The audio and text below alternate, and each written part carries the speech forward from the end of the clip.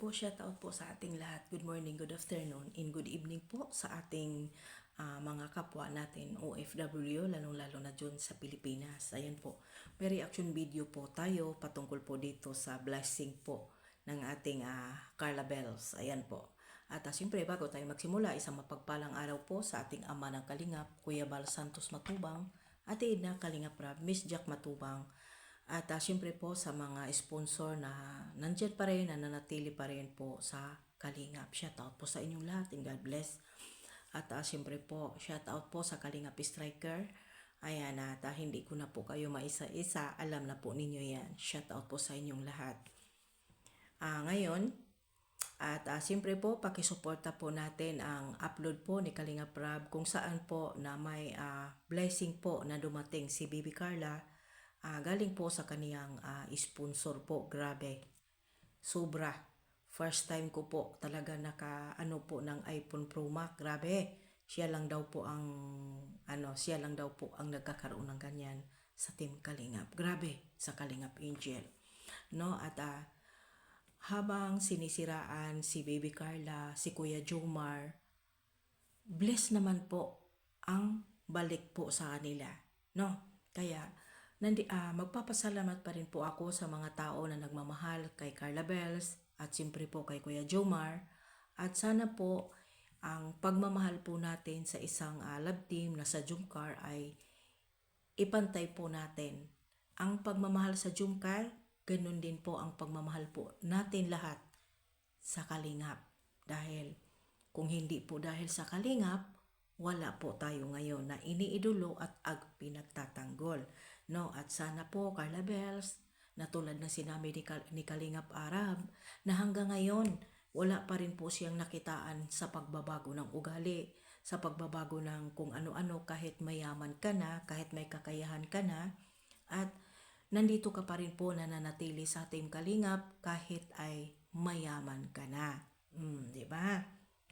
At very proud for you dahil syempre na para bang nakita ko po talaga si Carla Bells na parang walang halong kaplastikan yung pagtanggap niya sa blessing na galing po sa sa mga mamis at titas sa group Jumcar 23, no?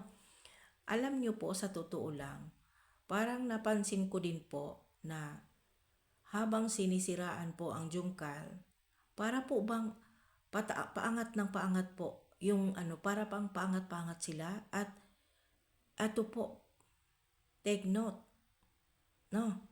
Maraming blessing na dumating sa kanila, no?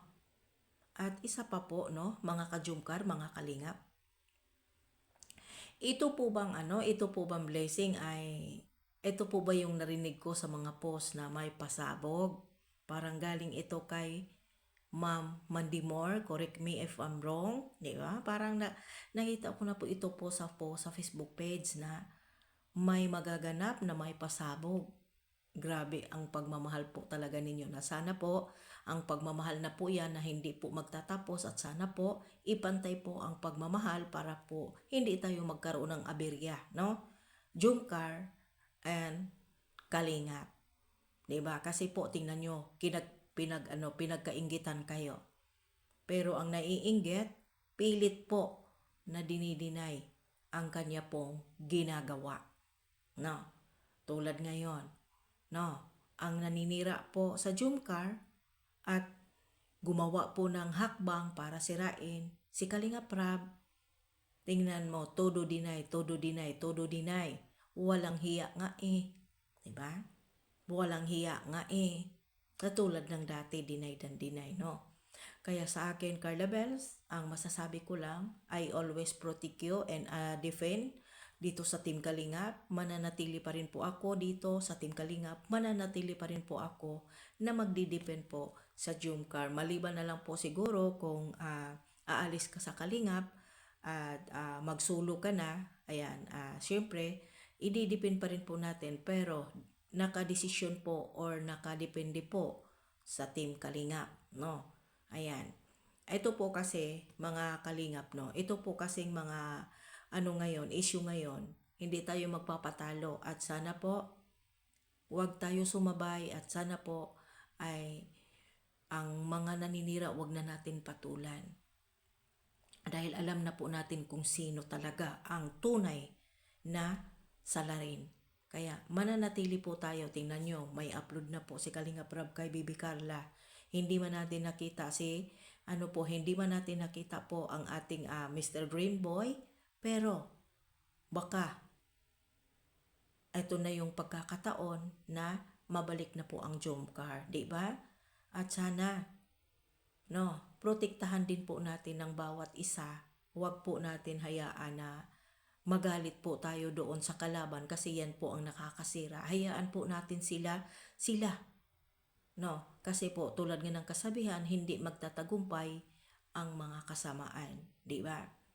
Tingnan niyo po ngayon.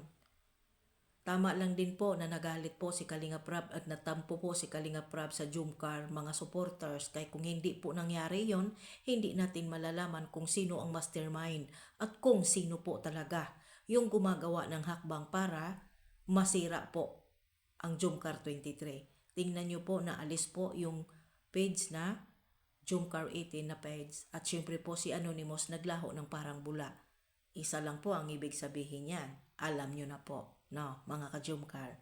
Ayan, maraming salamat po and God bless po. Syempre po bago tayo magsimula, isang mapagpalang araw dyan sa Pilipinas. Ingat and God bless. At syempre po like and share and subscribe sa hindi pa po nakasubscribe sa aking YouTube channel, Hasa26 TV. God bless and I love you. Shout out po sa mga VIP sponsors sa Jomcar.